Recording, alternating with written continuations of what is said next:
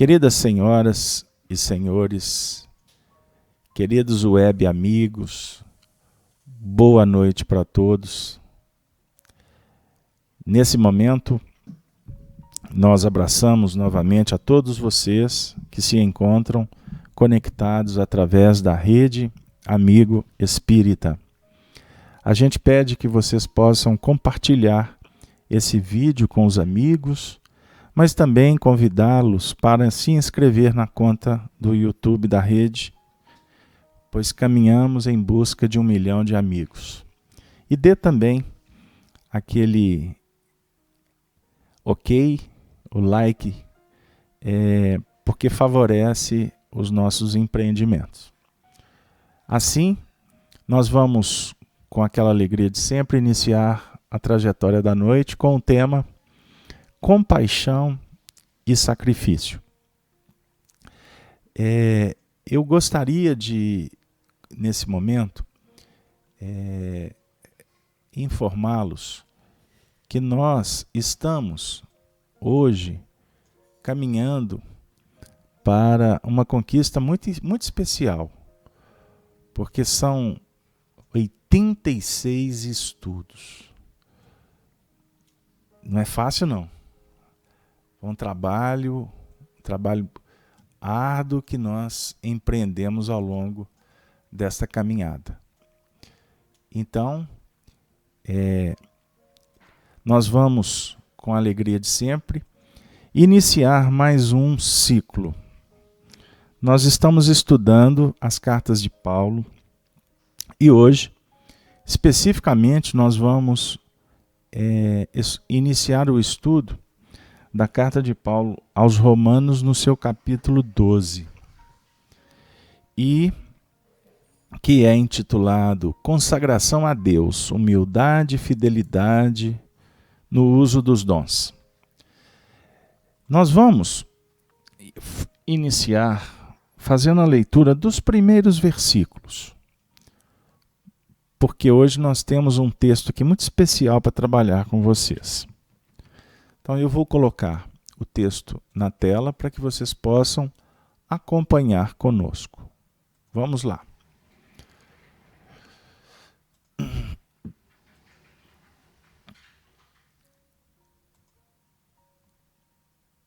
Rogo-vos, pois, irmãos, pela compaixão de Deus,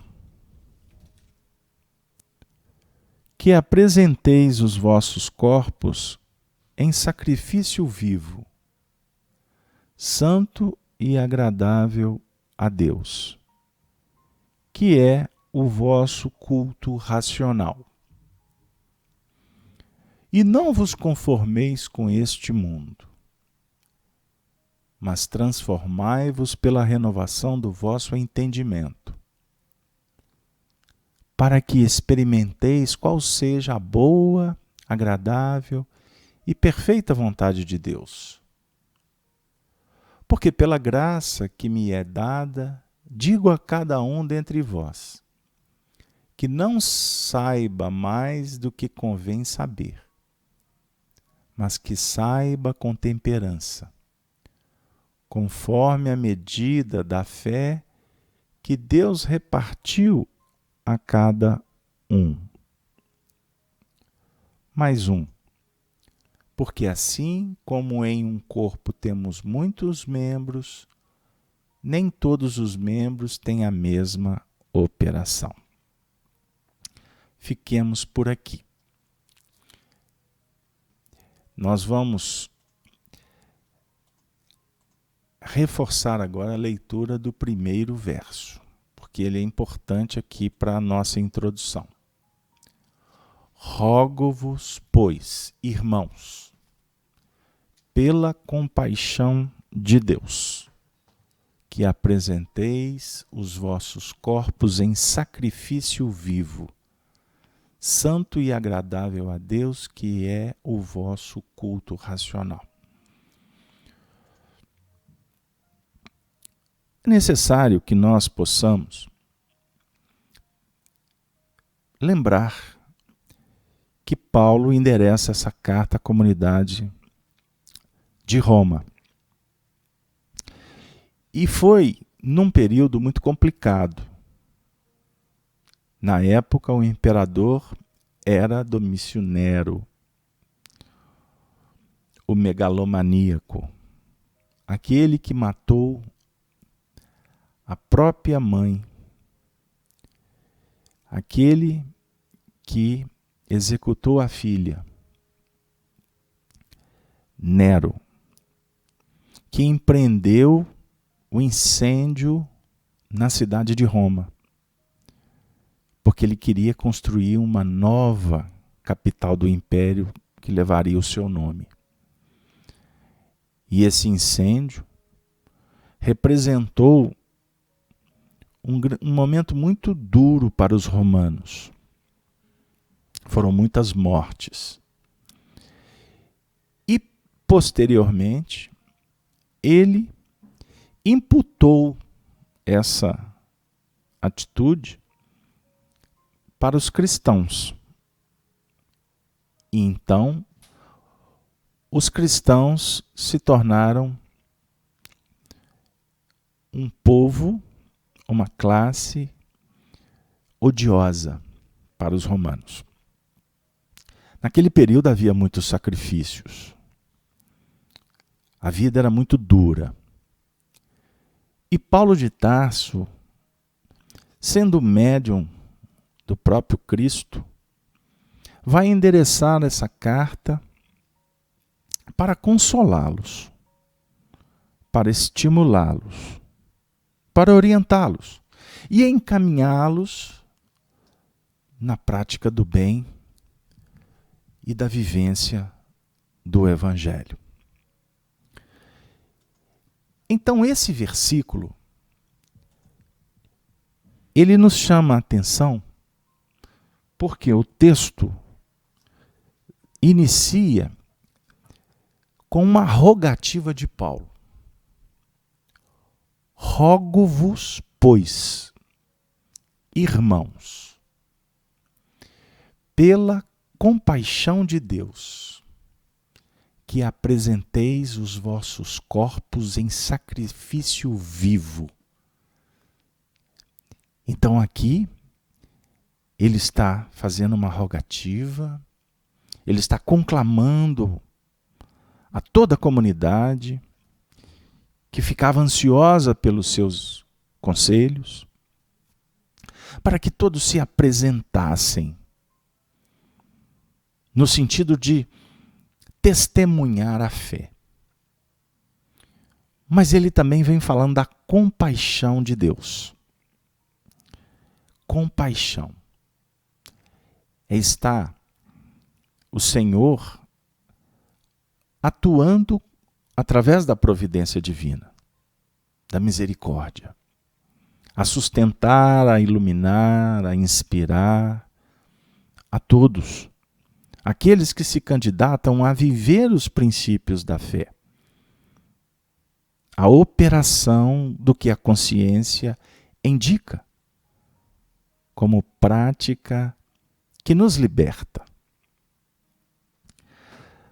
Como hoje nós estamos abrindo a carta e demos o título Compaixão e Sacrifício, resolvemos trazer um texto do benfeitor Emmanuel, o estudioso do Evangelho, à luz do Espiritismo, que através das mãos aveludadas de Chico Xavier, coordenou e se fez presente sempre na conjugação dos esforços de uma pleiade de espíritos que trouxeram um manancial muito pródigo, muito rico, vinda do além, para nos ajudar a compreender o Espiritismo, que na verdade é o cristianismo redivivo nos tempos atuais e para o grande futuro. Então, eu convido vocês a mergulhar conosco no passado.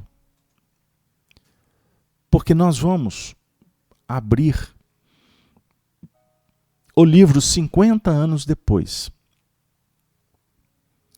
Obra mediúnica, psicografada por Chico Xavier, ditada por Emmanuel. 50 anos depois vai contar a história de vários personagens. Dentre eles, o próprio autor. Emmanuel, no segundo século da era cristã, vai reencarnar como um escravo judeu nascido na Grécia. Ele, após aquela vida narrada no livro há 2000 anos, quando fora o senador romano Públio Lentulus Cornélius. Nestório, portanto, vai ter a primeira reencarnação como cristão. E no livro 50 anos depois, no capítulo 5, eu até pus no chat errado. Pus capítulo 6, mas é o capítulo 5. Nós vamos encontrar este capítulo intitulado A Pregação do Evangelho. E eu vou pedir vocês hoje a licença, porque eu vou trazer aqui agora Emmanuel, através das mãos abençoadas de Chico Xavier. Num momento muito especial, em que Nestório vai falar para a comunidade cristã. Então vamos lá. Saudado pelo olhar ansioso e confiante de todos, Nestório começou a falar com a sua sinceridade comovida. Irmãos, sinto que a minha indigência espiritual não pode substituir o coração de Policarpo nesta tribuna. Mas o fogo sagrado da fé precisa manter-se nas almas. Policarpo, discípulo de João Evangelista, na igreja de Éfeso.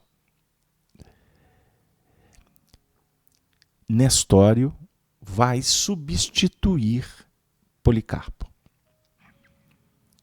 Continuando o autor. Assumindo a responsabilidade da palavra esta noite, recordo a minha infância para vos dizer que vi João, o apóstolo do Senhor, que por longos anos iluminou a igreja de Éfeso. O grande evangelista, nos seus arrobos de fé, falava-nos do céu e de suas visões consoladoras. Seu coração estava em permanente contato com o do Mestre, de quem recebia a inspiração divina, como derradeiro discípulo na terra, santificando-se as suas lições e as suas palavras com o sopro sublimado das verdades celestes. Amigos, invoco estas reminiscências longínquas para recordar que o Senhor é a misericórdia infinita. Na minha pobreza material e moral, não tenho vivido senão pela bondade inesgotável e quero invocar a sua assistência caridosa para o meu coração neste momento. Desde criança tenho os olhos voltados para os sublimes ensinamentos do seu amor e parece-me também havê-lo visto no seu apostolado de luz, pela nossa redenção, na face escura da terra. Às vezes, como que impulsionado por um mecanismo de emoções maravilhosas, tenho a doce impressão de ainda o estar vendo junto ao Tiberíades, a ensinar a verdade e o amor, a humildade e a salvação. Aqui ele está se referindo ao senador Lentulus que viveu 100 anos antes. Fora ele. Ele teve um contato com Jesus. Então aqui ele está dizendo que parece-me, mas na verdade ele está tendo uma reminiscência. Figura-se-me frequentemente que aquelas águas claras e sagradas cantam-me no coração um hino de eterna esperança. E apesar dos véus espessos de minha cegueira, sinto que o contemplo em Nazaré, ou em Cafarnaum, em Cesareia, ou em Betsaida, arrebanhando as ovelhas desgarradas do seu aprisco. Sim, irmãos, o Mestre nunca nos abandonou no seu apostolado divino. Seu olhar percussiente vai buscar o pecador no mais recôndito socavão da iniquidade. E é pela sua ternura infinita que conseguimos caminhar indenes nos desfiladeiros do crime e do infortúnio. Por muito tempo, falou Nestório das suas lembranças mais gratas ao coração. Sua infância na Grécia e as descrições suaves de João Evangelista aos discípulos queridos. As pregações e exemplos do Senhor, suas visões nos planos celestiais, as reminiscências do presbítero Iohannes, a quem o inesquecível apóstolo havia confiado os textos manuscritos do seu evangelho. Era tudo exposto à assembleia pelo liberto. Ele estava na condição de liberto, com as cores mais vivas e impressionantes. Ouvia-lhe o auditório a palavra, comovido, como se os espíritos transportados ao pretérito, nas asas da imaginação, estivessem contemplando todos os acontecimentos relacionados com a narrativa. Depois de relatadas as reminiscências de Éfeso, com os seus vultos mais eminentes, falou para comentar a leitura da noite. Vamos lá. Se prepare aí. Para tanger o ponto evangélico desta noite, lembremos que Jesus não podia condenar os laços humanos e sacrossantos da família. Mas suas palavras, proferidas para a eternidade, abrangem e abrangerão todas as situações e todos os séculos vindouros, de modo a demonstrar que a fraternidade é o seu alvo e que todos nós, homens e grupos, coletividades e povos, somos membros de uma comunidade universal. Fraternidade, essa que um dia nos integrará a todos como irmãos bem-amados e para sempre. Seus ensinamentos referiam-se àqueles que, cumprindo a vontade soberana e justa do Pai, que está nos céus, marcham na vanguarda dos caminhos humanos, em demanda ao seu reino de amor, cheio de belezas imperecíveis. Os que sabem acatar neste mundo os desígnios de Deus, com humildade e tolerância, com resignação e com amor, chegarão mais depressa junto daquele que se nos revelou há 100 anos como caminho, verdade e vida.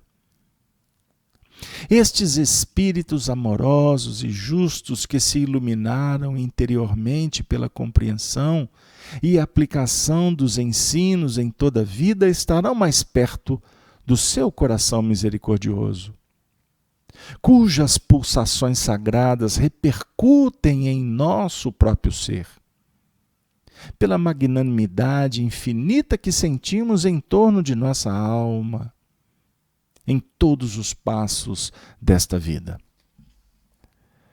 Tais criaturas são desde já seus irmãos, mais próximos, pela iluminação evangélica no cumprimento das leis do amor e do perdão. Dentro, pois, dessas luzes prodigiosas da verdade, sentimos-nos compelidos a dilatar o conceito de família no plano universalista, alijando o criminoso egoísmo que por vezes nos toma de assalto o coração, criando os germes da discórdia e do sofrimento no próprio lar.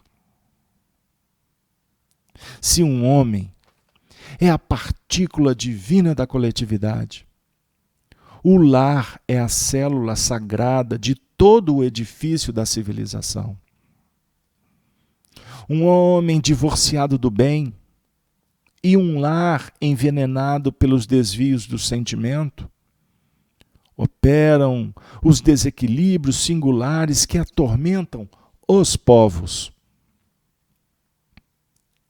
Jesus conhecia todas as nossas necessidades e ajuizou de nossa situação, não apenas em vista da época que passa, mas de todos os séculos do futuro.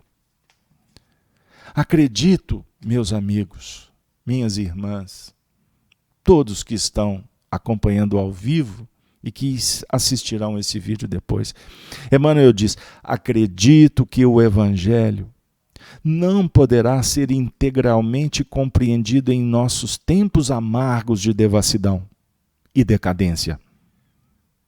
Todavia, enquanto as forças mais poderosas do mundo se concentram nesse império cheio de orgulho e impiedade, outras energias profundas trabalham o seu organismo atormentado, preparando o advento das civilizações do porvir. Até agora, as águias romanas dominam todas as regiões e todos os mares. Mas dia virá, em que estes símbolos de ambição e tirania hão de rolar dos seus pedestais, numa tempestade de cinzas e de sombras. Outros povos serão chamados a dirigir os movimentos do mundo. Mas, enquanto o espírito agressivo da guerra permanecer entre os homens, qual monstro de ruína e de sangue, é sinal de que as criaturas não se realizaram interiormente para serem os irmãos do Mestre, puros e pacificados. A Terra viverá as suas fases evolutivas de dor e de experiências dolorosas, até que a compreensão perfeita do Messias floresça em todo o mundo para as almas. Até agora, o cristianismo tem medrado com as lágrimas e o sangue de seus mártires. Mas o Espírito do Senhor, cujas vozes ouvi na mocidade, nas sagradas reuniões da igreja de Éfeso, asseveraram aos discípulos de João que não levará muito tempo. O proselitismo do Cristo será chamado a colaborar nas esferas políticas do mundo, para dissipar a treva e a confusão da sua rede de enganos. Nesta época, meus irmãos, talvez que a doutrina do Mestre venha a sofrer o insulto daqueles que navegam no vasto oceano dos poderes terrestres, cheios de vaidade e despotismo. É possível que espíritos turbulentos e endurecidos tentem subverter os valores de nossa fé, desvirtuando-a com as exterioridades do politeísmo. Mas, ai dos que operarem semelhante atentado, em face das verdades que nos orientam e consolam. No esforço da fé, jamais esqueçamos a exortação do Senhor. As mulheres de Jerusalém, que pranteavam ao vê-lo avergado sob o madeireiro infamante. Abre aspas. Filhas de Jerusalém, não choreis por mim. Ditosas as estéreis, ditosos os ventres que nunca geraram e os seios que nunca amamentaram. Por ser aos todos os homens a dizer aos montes, cai sobre nós, e às colinas, cobri-nos. Por quê? Se assim procedem com o lenho verde, que se fará então com o lenho seco? Ai de quantos abusarem em nome daquele que nos assiste do céu e conhece os nossos mais recônditos pensamentos. Pois mais tarde, conforme o prometeu, a luz do alto se derramará sobre toda a carne, e a voz do céu será ouvida na terra, através dos mais doces ensinamentos e das mais elevadas profecias. Se falharem os homens, hão de vir até nós os exércitos de seus anjos, atestando a sua misericórdia.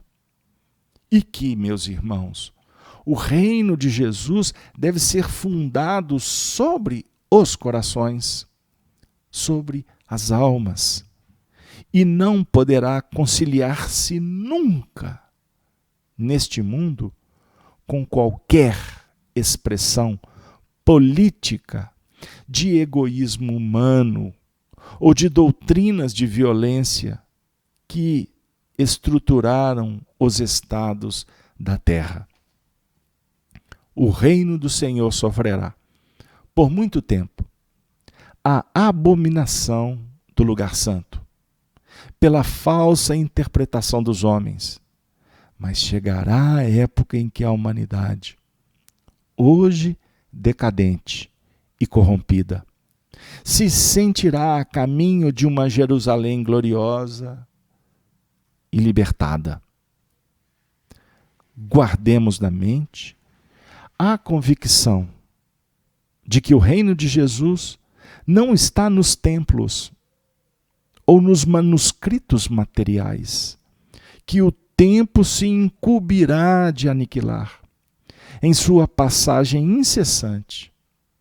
E sim, que os alicerces divinos têm de ser construídos no íntimo do homem, de modo que cada alma possa edificá-la por si mesma, à custa de esforços e lágrimas, a caminho das moradas gloriosas do infinito, onde nos aguardarão, depois da jornada, as bênçãos do Cordeiro de Deus, que se emolou na cruz para nos redimir do infortúnio e do pecado.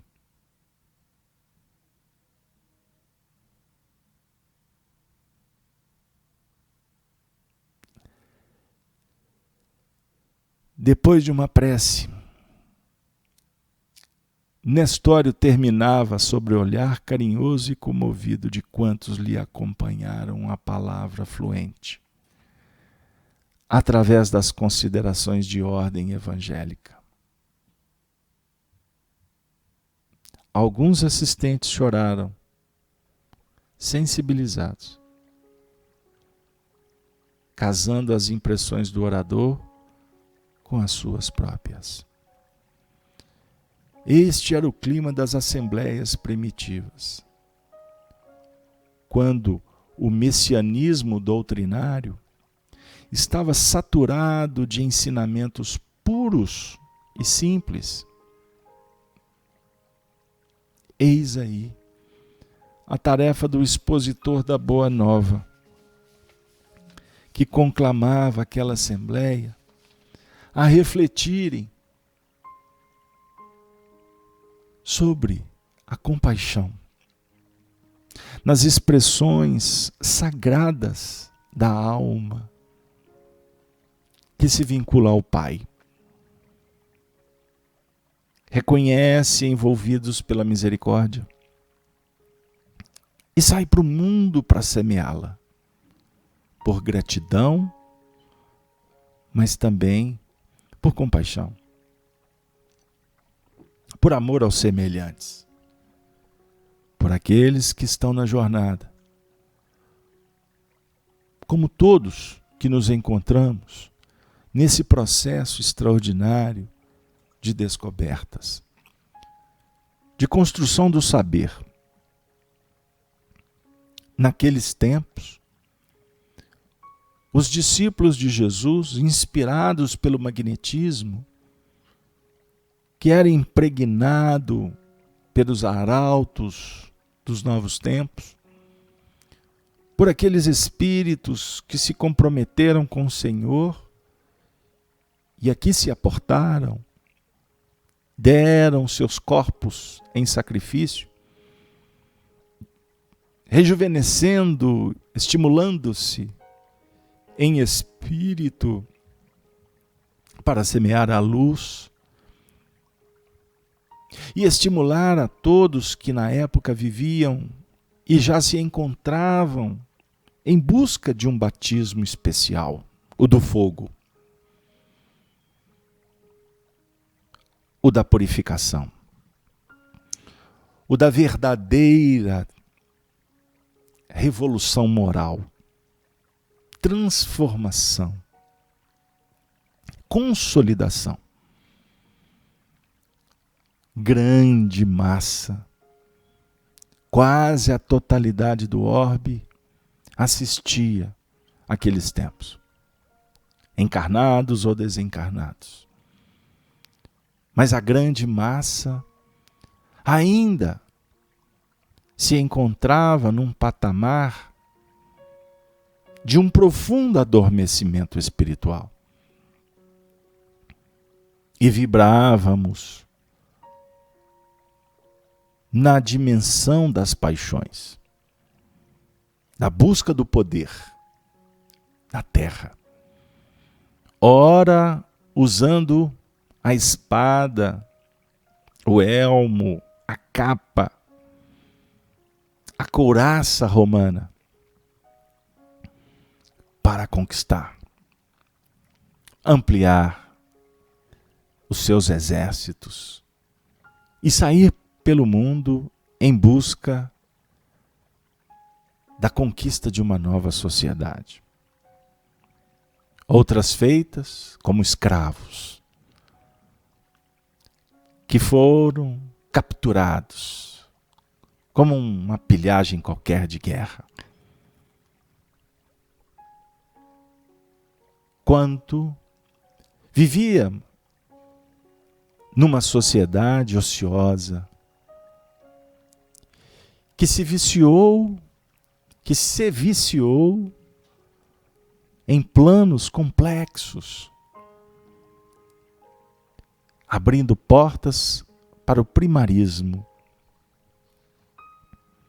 Eis um estado que vivia o povo naquele período. Mas as estrelas desciam do zimbório para mostrar para os homens que era possível caminhar mesmo com a noite escura. Vez por outras, os homens olhavam para elas. Embora não compreendesse com profundidade, mas sempre as estrelas inspiravam, como continuam a inspirar os poetas, as almas apaixonadas, aqueles que efetivamente, seja num momento de euforia ou numa busca dolorosa, recordam-se que somos espíritos e que a nossa destinação é a perfeição. Jesus veio ao mundo e nos fez recordar dessa destinação. Mas numa expressão extraordinária de vivência. E não no púlpito com uma oratória que encanta a intelectualidade, mas ainda não desperta o coração. Não. Ele veio nos tocar pelo sentimento. E nesta abordagem de Nestório, inspirado pelos espíritos superiores, por que não dizer, pela própria academia extraordinária do amor, que se materializava para aqueles cristãos, naquele período tão conturbado, Nestório vem falar sobre o amor do Senhor, que veio ao mundo para testificar. Por isso é que ele apresentou o seu próprio corpo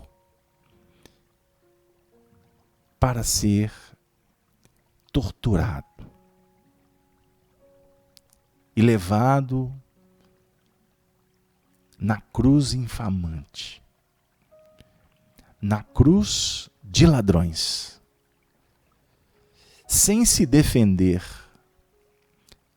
sem advogar em causa própria. Ele silencia, inclusive para não delatar aqueles que o torturavam durante uma noite inteira. Na própria narrativa de Emmanuel, que nós já trouxemos alguns aspectos em outros estudos para o público amigo. Ele silencia. Mas ele vem mostrar que a confirmação do aprendizado se dá pela vivência, pela repetição, pela entrega, pela subida do Calvário. Seja no momento em que buscamos a subida para nos inspirar no Monte das Oliveiras, de uma luz que possa nos inspirar, mas nós precisamos de descer do Monte das Oliveiras, caminhar no vale e depois subir para o Monte do Testemunho. Eis a dinâmica da vida. Eis os princípios norteadores da evolução.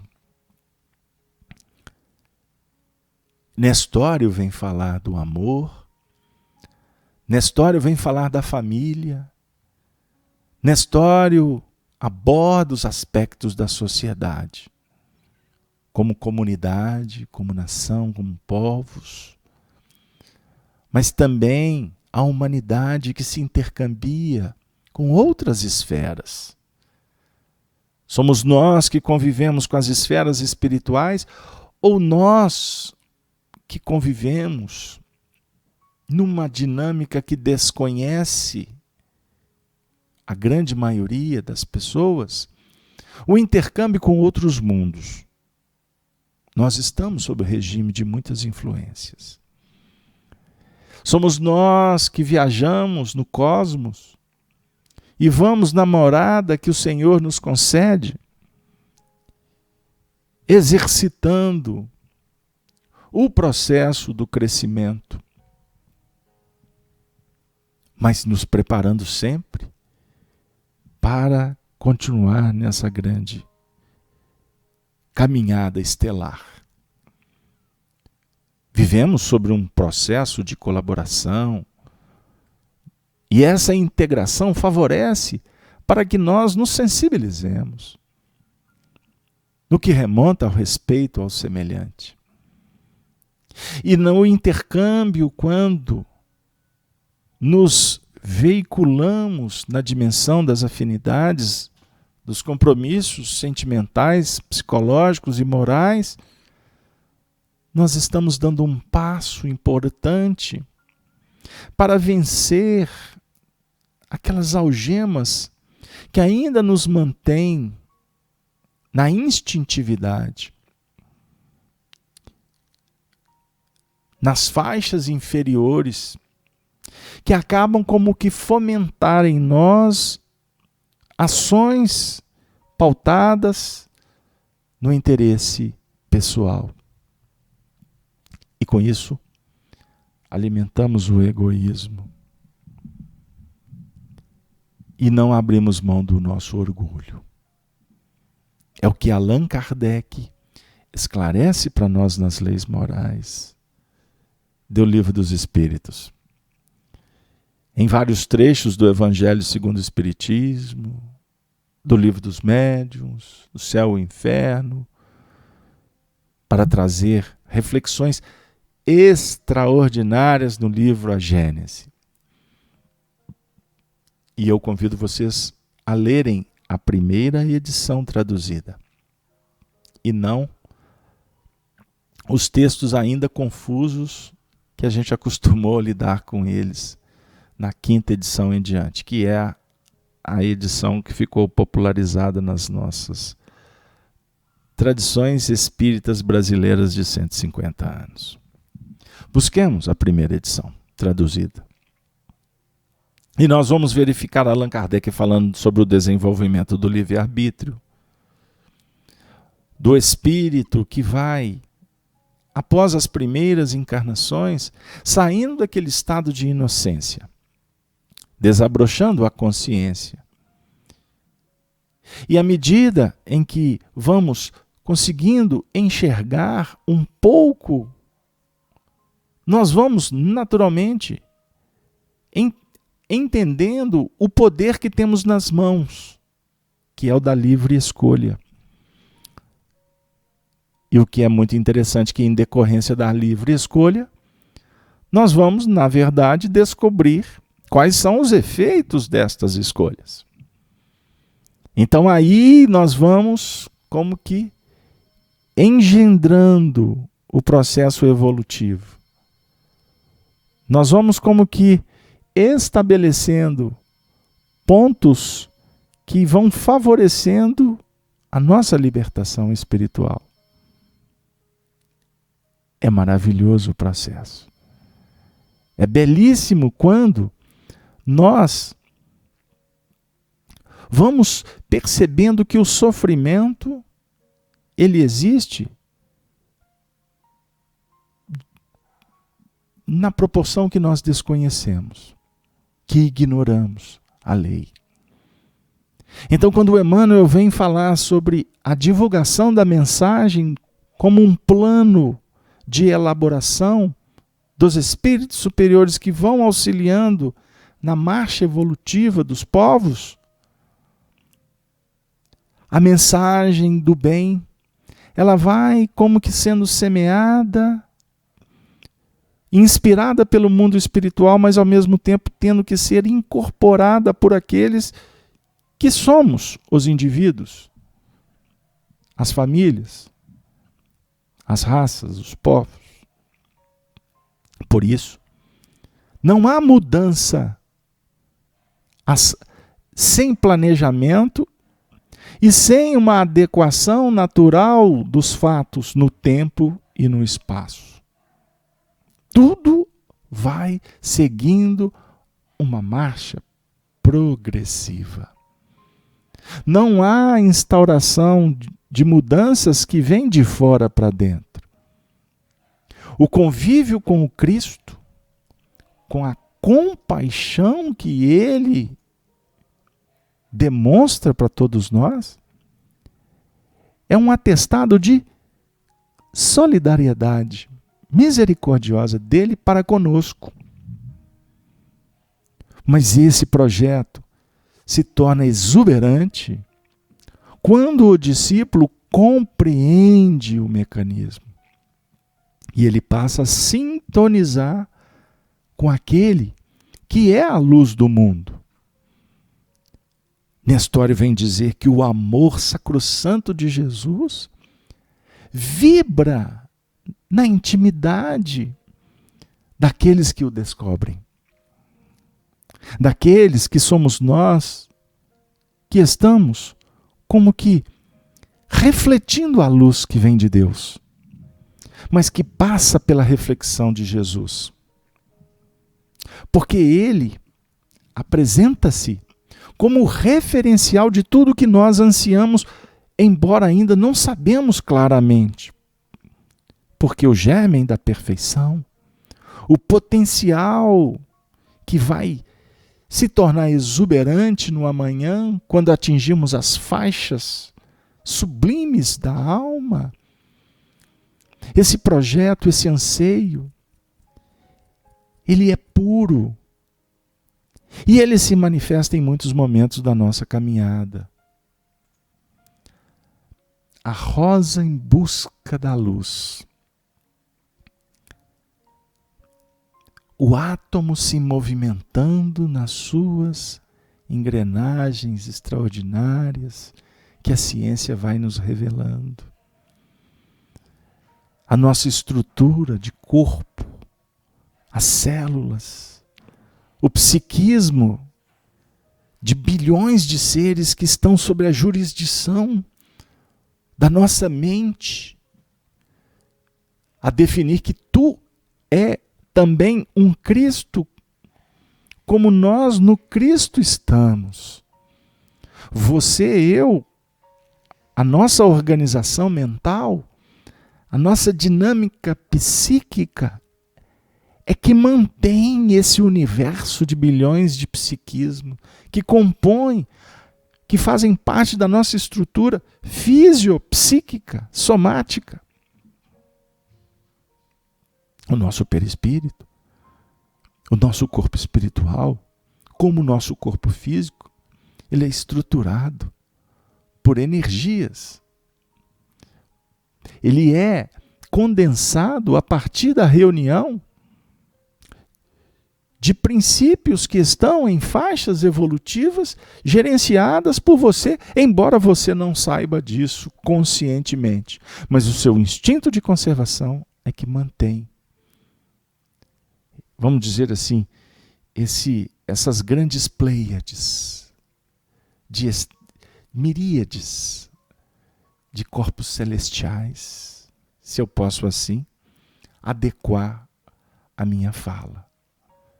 Quando a nossa alma se expressa por amor, pelo ideal sagrado, nós estamos, na verdade, manifestando esse potencial de filhos do Altíssimo, que Jesus veio confirmar para nós. Porque todos os princípios de elaboração mental, a descoberta da lei, a organização interna, ela vai acontecendo à medida em que o espírito se desenvolve. Portanto, a lei divina, como Nestório está dizendo, ela não está nos códigos livrescos. A essência de Deus não está no templo de fora. A lei é você que está desenvolvendo-a. A lei do primitivo animal, para não ser redundante, é a conservação. Ela se manifesta na reprodução, no cuidado. É a lei, amigo. Deus se manifesta sim no animal. Então, nós aqui podemos concluir que existe o Pai Criador. Aquele que, vamos dizer assim, gestou o cosmos, a vida. Ele criou. Mas esse Pai imanente está dentro de cada um. O Pai Criador aguarda o Filho, para que o Filho se engrandeça. A providência divina, no dizer de Emmanuel, é um colo de mãe expectante à natureza. A natureza é a própria providência divina, nos oferecendo o rio do tempo que vai desaguando no mar de todas as providências, de todas as causas, de todas as consequências. Causa inteligente é efeito inteligente. Ação, reação. É assim. Por isso, a doutrina espírita é uma doutrina ainda desconhecida. Por isso é que nós enveredamos pelo misticismo. Por isso é que nós pautamos o espiritismo ainda dentro de preceitos de religiões ancestrais. Por isso é que no espiritismo nós temos ainda o karma. Por isso é que no espiritismo ainda a gente paga a conta. Por isso é que no espiritismo existem correntes que julgam que existem espíritos que foram criados puros e continuam puros, enquanto outros foram criados puros e se rebelaram contra Deus. São teorias que, na verdade, é uma falsa interpretação do que remonta à nossa condição de se rebelar contra a própria lei divina que está em nós. Você, eu, podemos nos tornar indiferentes. Podemos, portanto, agir conforme o interesse pessoal em detrimento ao que realmente liberta o espírito, que é a boa ação, a prática do amor, o amor essencial. Com isso, é natural que eu me desorganize, porque eu estarei me dissociando dos princípios naturais da vida. Então, o que vai acontecer por consequência? Dor. No dizer de Paulo, conforme trabalhamos no capítulo 11, nas últimas semanas, e eu convido vocês que estão chegando a primeira vez, que acompanhem os vídeos anteriores, porque nós estamos no estudo número 86. Embora cada estudo a gente vai ter condições de começar dele e fechar com ele. Mas existe também possibilidades de conexões com os estudos anteriores. Então hoje o estudo é de número 86. Trabalhamos no capítulo 11 a questão da queda. Tropeçaram para que caíssem? A raça adâmica? O passado? Os pais tropeçaram para cair? Não, tropeçaram porque houve a ilusão. E quando há ilusão, optamos por nos desvincular do sagrado, do divino, do artístico, do belo, de Deus que conversa com você através desses princípios da lei. Aí a gente cai. E caindo, como Caim matou Abel, a queda de uns significa o soerguimento dos outros. Porque quando caímos, nós temos condições de levantar. Porque só cai quem estava andando em pé. Então cair significa se deparar com a realidade e ter que se soerguer. Voltar para o ambiente anterior? Não. Mas o soerguimento significa voltar para a dinâmica operacional que antecedeu a queda. Porque os seus valores, suas conquistas, suas aptidões não se perdem. Mesmo que você desencarne, quando você chegar no mundo espiritual, ou quando você voltar para a próxima encarnação, as suas aptidões estarão ali guardadinhas, esperando o toque. Um lindo toque a nos despertar.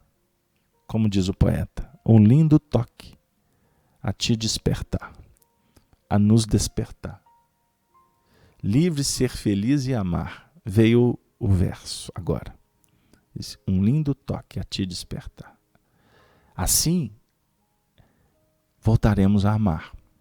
É o toque da vida, da misericórdia.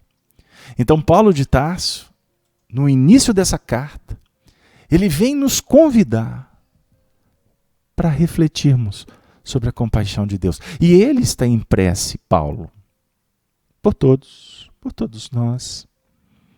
Como devemos orar por todos aqueles que estão em dificuldades?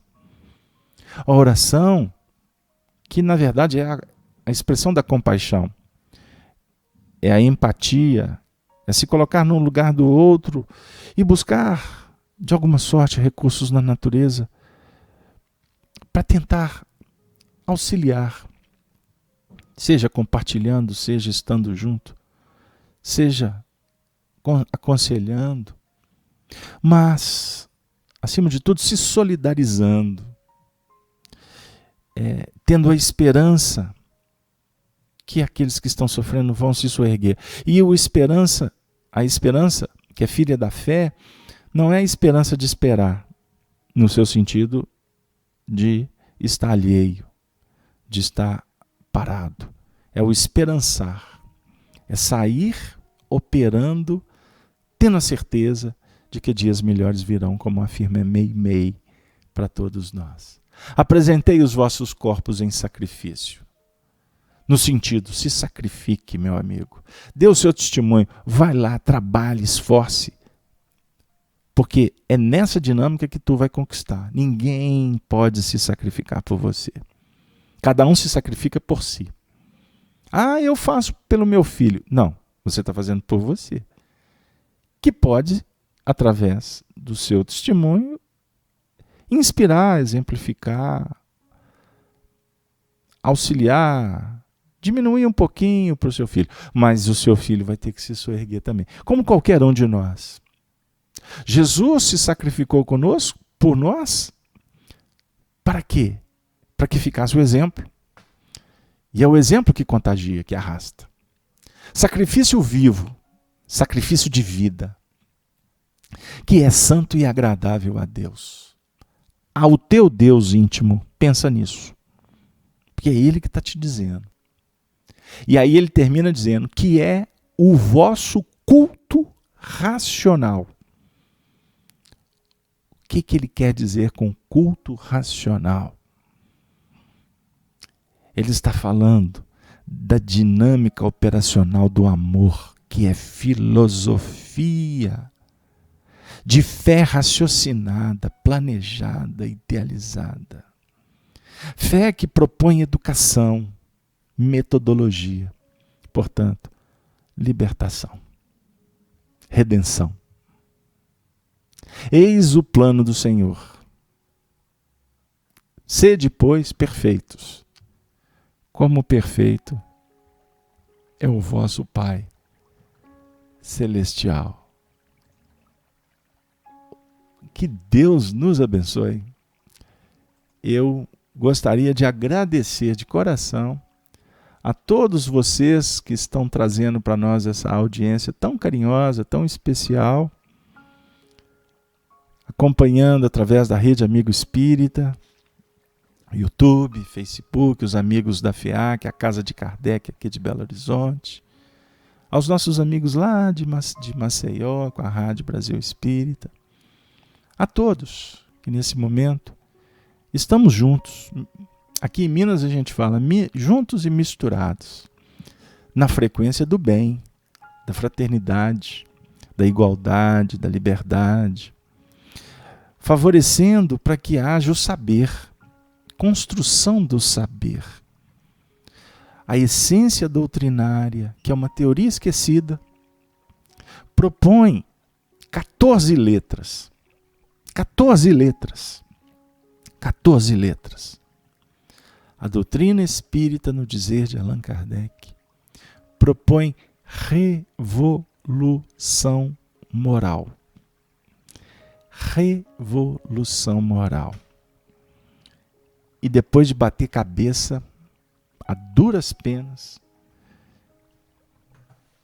nós acabamos chegando um pouquinho na teoria de Emmanuel, falando que em 2057 o mundo vai estar numa cadência muito especial. E muitos chegam misticamente a afirmar que o mundo vai estar regenerado, porque aqui não reencarna mais espírito complicado, só santo.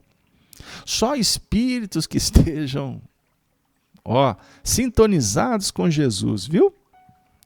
Bom, a gente respeita os pontos de vista, mas a lógica patenteia algo totalmente diferente. Porque nós estamos no ano de 2017, o que temos de problemas reencarnando, junto com os espíritos. E 40 anos não dá para mudar o cenário. 2057, soma 2, 5, 7, 7, 7, 14. 2057 somado dá 14. 14 são as letras que eu acabei de citar. Revolução moral. Quem sabe até 2057 nós espíritas nos despertemos para realmente o que a doutrina espírita propõe. Um trabalho que venha revolucionar o campo moral. E esta revolução se dará pelos planos da instrução, por mudanças nos sistemas políticos, sociais. Esse processo já está acontecendo desde que o mundo é mundo, mas ele é muito lento. A proposta do Espiritismo é a da educação, porque a educação é que transforma. A educação é que forma os caracteres. A educação é que vai mudar o indivíduo, a família, a comunidade, a cidade, a nação, os povos, a humanidade. Com Jesus à frente. E Kardec como o arauto dos novos tempos. No dizer de Erasto, Allan Kardec é o precursor da felicidade celestial.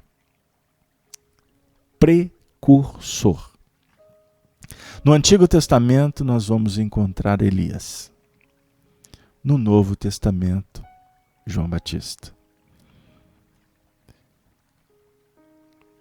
Reflitamos o precursor dos novos tempos.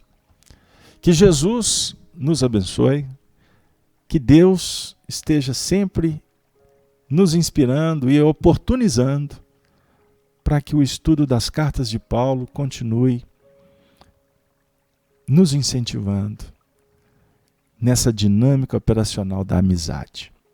E nada melhor do que falar em amizade através da rede Amigo Espírita. Compartilhe o vídeo. Dê um ok, um like, um joinha, para que esta jornada do bem possa se expandir cada vez mais e a mensagem de Jesus se estabeleça nos corações de todos os amigos. Queremos 1 milhão de amigos e, bem mais forte, poder cantar, encantar, poetizar e trabalhar no bem. Eis a senda da renovação. Fora da caridade não há salvação. Tenham todos uma boa noite e nos vemos amanhã, quem sabe, se for possível, para você, através do estudo do Livro dos Espíritos, direto da Fraternidade de Estudos Espíritas Allan Kardec, direto de Belo Horizonte, às 19h30. Vamos lá, que Deus nos abençoe. nos despedimos com a saudação que caracteriza o trabalho dos cristãos dos primeiros tempos. Ave Cristo. Ave Cristo. Ave Cristo. Ave Cristo sempre. Aqueles que te saúdam te glorificam para sempre. Uma boa noite para todos.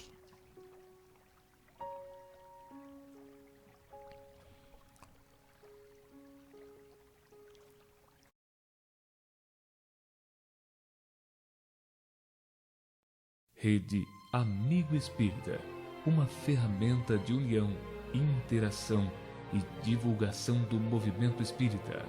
Acesse www.redeamigoespírita.com.br e confira nosso acervo disponível. Rede Amigo Espírita, divulgando, instruindo e unificando.